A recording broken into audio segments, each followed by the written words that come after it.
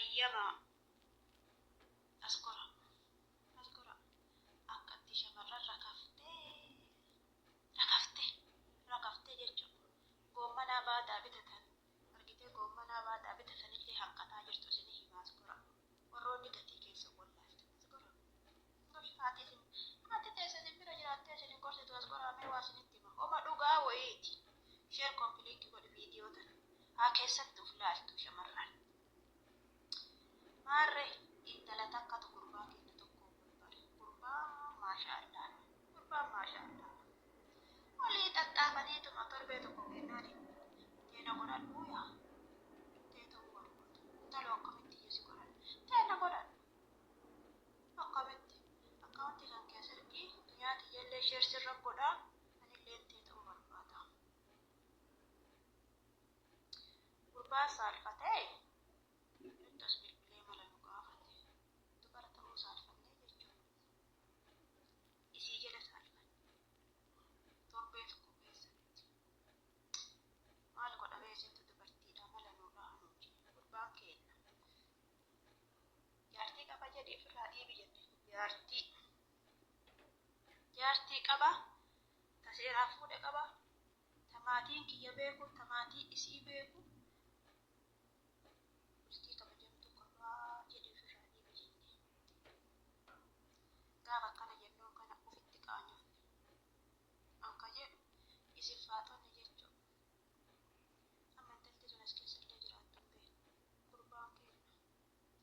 sifaatonni hagano mara rakaftanii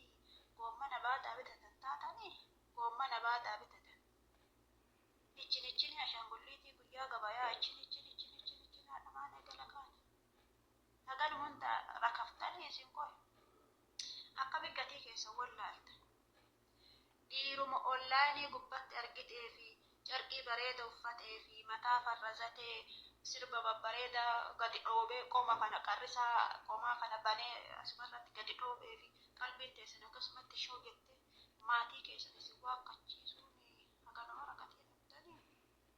isiniin jedhu yoo akkam xiqqaate maatiin kankee jechuudha amma qormaa ollaanii gubbaa mallaqa nyaachisuu osoo hin taane maatiin kankee yoo sirraa nyaateeyyuu jechuudha gatii haadha teetii umurii kankee guutuu deebisuu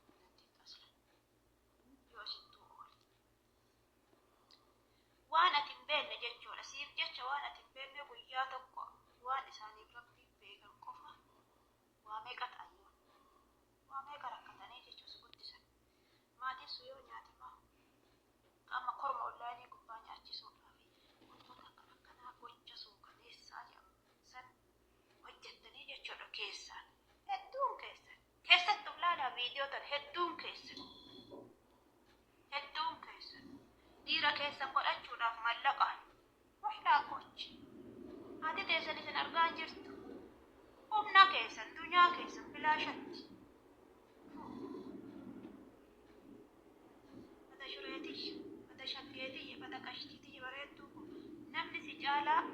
bareedullee hin jiru yoo ati gatii ofitti goote ati gatii qabeettiidha dhiqadhu dibadhu carqii haara uffadhu ta'itii keessa ulaalme filadhu keessa ulaale maalaqa sun tarakaftee nama kadhattu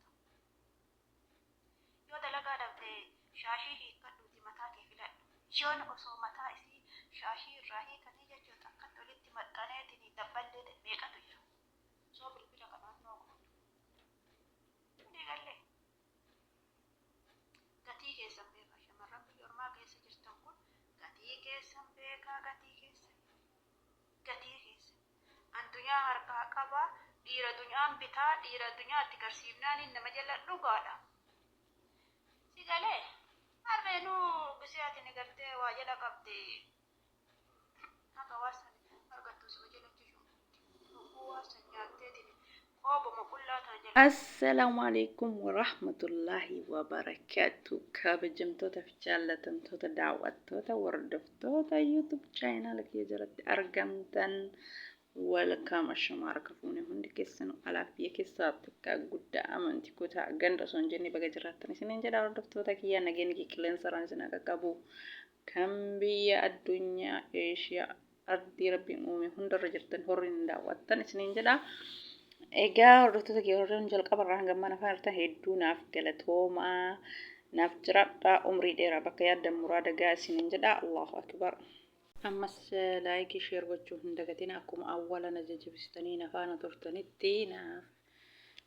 jiraadha isiniin jedha. Warroonni haaraa taatanillee ani haa dhufu baga nagaan dhuftanii welkaam isiniin jedhee jira. Chaayinalli kiyya seena sabskiraayibii laayikii sheerii godha koomentii yaada keessan barreessa isiniin jedha. Viidiyoo xumuraa ilaaluun sabskiraayibii godha warri haaraa taatan jechuudha. Warri duraa immoo laayikii sheerii godha koomentii yaada keessan barreessa. Egaa hordoftoota kiyyaa gamanumaan gara viidiyoo dhufeetitti dabaraa jechuudha. Viidiyoon kiyya akkuma jalqabarra yeroo seentan dhageeffattanitti wanti haati shuree jettu dhugaadha huma jiru keessumaayyuu miidiyaa irraa baheetiin hin babal'anne malee kan dho'ifametu caalaa jechuudha. Nu hunduu shamaraa nu hunduu yeroo ammaa kana harka irra caalaan biyya namaa deemee dalagaa sababa jireenya ta'eef jechuudha. Akkasuma shamarri tokko ni jira kan dhiira maraa miti tanaamusa qabdullee inuma jirti bar namni hundi isaatu akkuma rabbiin bifaanii beekumsaan gargar isa uume yaadni isallee hojiin isallee garagara jechuudha. Nama maraa miti ka kabajaan waan dalagate walitti qabatee galee maatii ofii gargaaree ofillee waa godhatee kabajaan warri gurgurullee inuma jira. Harki irra caalan isaa garuu kan maallaqa harka jalaatiin ergee fi jaartii na godhadhu haadha manaa ta'e na godhadhu ansi jaaladhaa haadha manaa tantee ta'uu barbaada jettee bilbilumaan miidiyaa irraa isii bilbilee fi karaa irra caalaa isaa karaa feesbuukiitiin karaa tiktookiitiin miidiyaa marraa baratteetiin abbaa mana naa ta'e jetti bilbila irraa isa argite malee waan isaan beektu namni kun boruuf naa ta'a dhiirsa naaf ta'a na horata jettee maatiin kiyya naa jaalatee warri kiyya naa jaalatee namni kun naa ta'e osoo hin jenne namni maallaqni illee ka isii bakka bilbiluma achirra argite kanaaf kanatu amma dhiira keenya balleessaa jira jechuudha. Numattuu ilma namaati waa dogongoruun oolu dhiira ofuma maallaqa itti kennine ofuma balleessinee booda immoo gaafa inni maallaqa nu kenninee fi waan hunda godhi jennee itti nu gaafa inni maallaqa san fixee nu jibbu immoo dhiirri kun badaa jennee badooma isaa dubbanna jechuudha. Keessumaayyuu ta'u akka inni abbaa manaa qabu beektu ani maallaqa qaba jechaa fi nama maallaqa qabu dhiirri hin barbaada yeroo ammaa kana. Dhiirri osoo barbaade osoo niitoomaaf barbaade ijoollee biyya keessa jirtu kan ilmeen isii ganaa jirtu ijoollee lafaa dhufa jirtu ijoollee daa'imman ka umriin isii biyya namaatti ittiin dhumin ka ganaa jirtu barbaada biyya keessa. Dubartii biyya alaa jirtu soqu dhiirri dubartii biyya alaa jirtu barbaadu harki irra caalan isaa maallaqa qofa. Ta biyya galtee bakka jireenyi biyya namaa nagahee jettee maallaqa fixattee maatii ofiirra ergitee maatii walloltee obboleeyyanii walloltee waan qabattu dhabdee isiin bakka jireenyi biyya namaa nagahee jettee kaansel gootee gara biyyaa galtii gaafa galtuu qabeenyi kiyya obboleeyyan kiyya bira jira qabeenyi kiyya haadha abbaa kiyya bira jira qabeenyi kiyya maatii bira jira rakkoon qabu jireenyi biyya namaa nagahee an dadhabee ammaan booda biyya namaatti ittiin deebi'u jettee galtee waan qabattu dhabdee ta of ajjeeste meeqatu jira ta of fanniste meeqatu jira ta maraatti meeqatu jira. Kanaafuu dhiirri osoo fuudhuu barbaade dubartii biyya alaa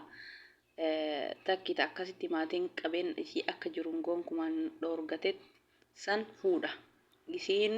biyya arabaatii galtee shamara biyya arabaatii galte barbaade jechuudha. Biyya arabaatii galtee bakka birriita kan qabdu wanta kan qabdu rahmata rabbii malee silaa isii basan fuudha.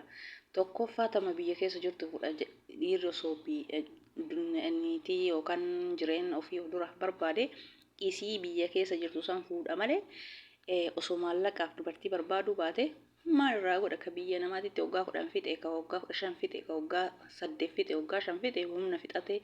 duydi isaa namni marti duydi isaa hin dhukkuba namni marti kaleen isaa ni dhukkuba namni hundi isaatu dhibee gargaraa qaba biyya namaa kana keessatti jechuudha. Kanaafuu maal irraa godha birrii fi malee maal irraa godha maatii tokko malee maatiin maan ofiitu gaafatti dadhabde jireenyi biyya namaa nagahee jettee galte haga gaafati biyya namaa teettee maallaqa ergituuf isan siin jaallatu jechuudha. Gaafati biyya gattee waa dhabde. Maallaqa makeenani ofumaa rakkoo ofitti fiduun sirrii miti. Tajala jirtu sunillee obboleetti mateeti osoo dhiirsa qabuu beeytu meeqatu maallaqaan si ergaa na fuudhi abbaa manaa shari'aan afur ajjaa rakkoon qabu na fuudhi ani birrii kiyya sirra ergaa birrii kiyya ni kana hidhatta birrii kiyya na horatta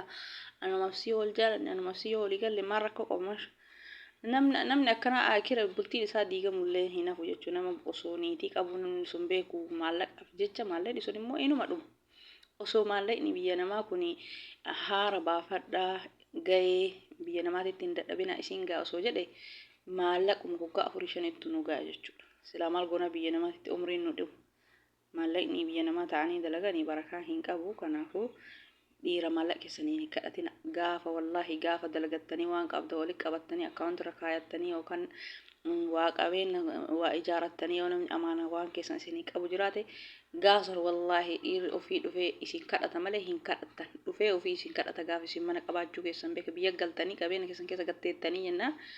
ofii dhufee akka seera duraanititti kabajaan jaarsummaa ergee isin kadhatee isin fuudha. Gaafa isin asii jaalattanii asii birriitti ergitanii gaafa galtanii uummata kan qabdanii gaafa walloluun keessanii nafu. Meeqatu wallollee holiike. Tana dullatti biyyan baatti umrii fixxee maal irraa godha jedha akka gaafa birrii sanii miti. Ani duraayyuu waxxaatii isii se'e ani duraayyuu waan malkii qabdu waan ganaa jirtu iddumeen isii ganaa jirtu se'eetiniin gaafa sanoo akka tasaa dogongoree fuudhee maal irraa godha. Waan akkanaa namatu dhufaa jechuudha duuba keessan. Kanaafuu maallaqaan nama hin kadhatina. Bakka mul'uun isaa tokko akkas ilaala baras dubartiin maallaqa qabdu guuttee maaltu ka biyya keessaa ka waan qabne yes akka kiyyaa wajjin maaltu na dubbise jedha. Kanaafuu ofumaa kennaa dhiira balleessine ofumaa kennaa booda immoo badii dhiiraa dubbachuun faayidaan qabu. Egaa viidiyoon kee karraa kana fakkaataa waan argiftan hedduu galatoomaa baay'ee hordoftoota kiyya.